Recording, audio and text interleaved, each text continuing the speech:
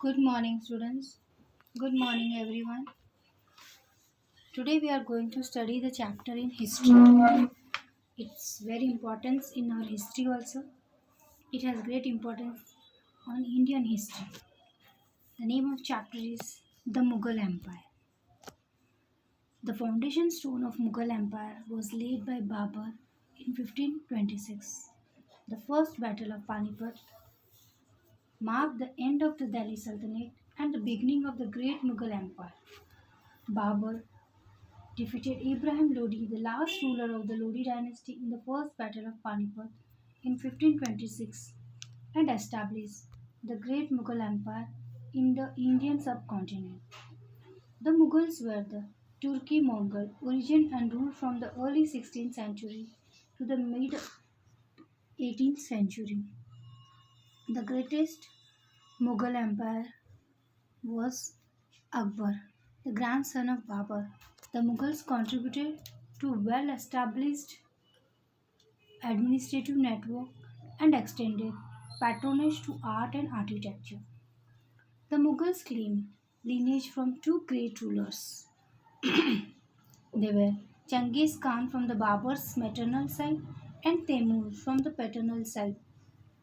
The Mughals preferred to be called as Temurids and felt they had a legitimate claim to see legitimate claim to the area because of the great ancestors had captured Delhi in 1398.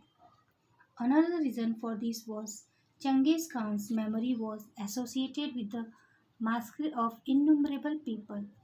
So, students, this is the introduction of the Mughal Empire, how they have entered in India. So, they were the great ancestors who had came to India.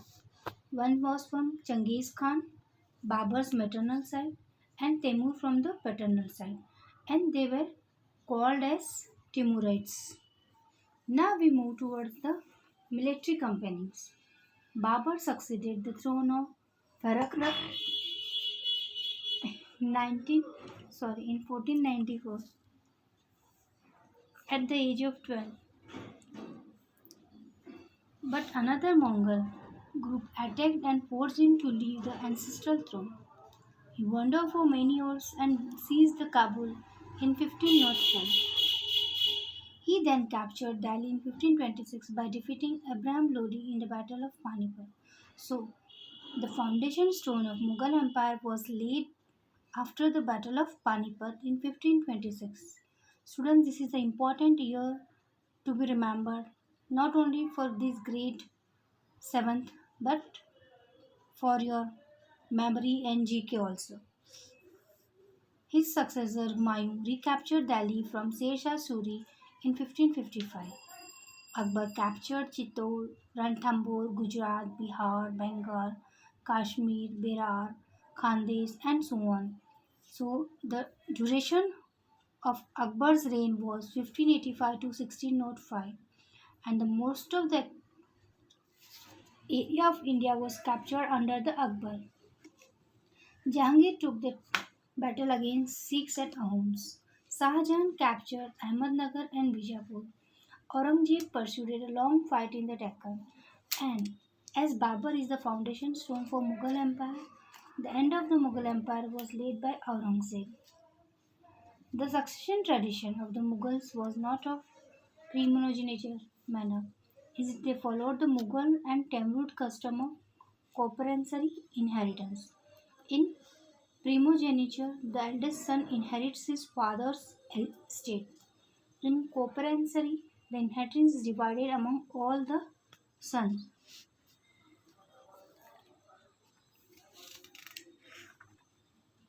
Now we'll study about them in brief about the major companies and the events. First about the Babur. Zaruddin Muhammad Babur.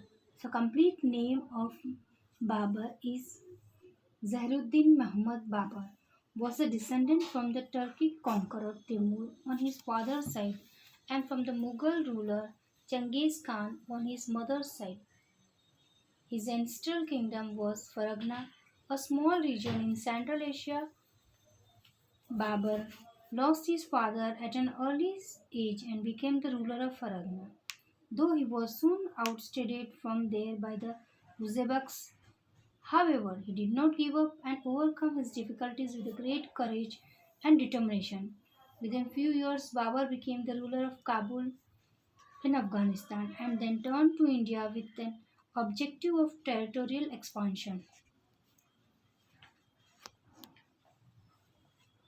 Students, it is C. 1526 defeated Abraham Lodi and his Afghan supporters at Panipat. 1527 defeated Rana Sanga, Rajput ruler and allies at Khanwa.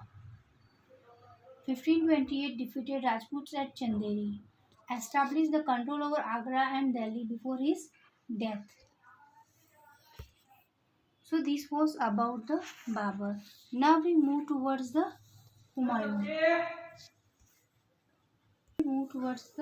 Humayun. Humayun's complete name was Nasruddin Muhammad Humayun. Was the eldest of all four sons of Babur. He succeeded his father to the throne in 1530. The empire he inherited was vast but loosely knit, and Humayun lacked the foresight and military acumen to consolidate it.